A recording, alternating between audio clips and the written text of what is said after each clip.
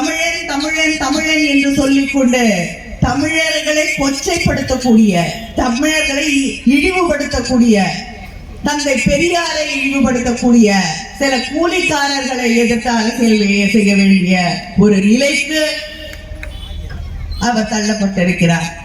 கூலினா கூலி இருங்க, கூலினா உங்க வீட்டில் வந்து கையெட்டி நிற்கிறானா? நான் கூலி, உங்க அப்பா தான் கூலி. யார்கிட்ட பேசுறது என்னன்னு இல்லையா? கூலியா? என்ன கூலி? நீ தான் என் மக்கள்கிட்ட 1000-500 பிச்சை காசு கொடுத்து ஓட்ட பறிக்கிற கூலி. நீ சரியான ஆளா இருந்தா ஓட்டுக்கு காசு கொடுக்காம நின்று காட்டுவாங்க. அது எங்க அம்மா தமிழிசை சொல்லுவேன்.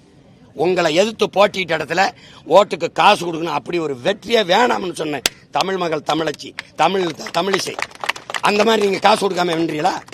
பெரிய கலைஞரின் மகள் தானே, பெரிய இவங்க தானே. நீங்க எல்லாம் ஒன் சாதிக்காரன் தானே போய் நின்ன. எதுக்கு ஓட்டு காசு கொடுத்த?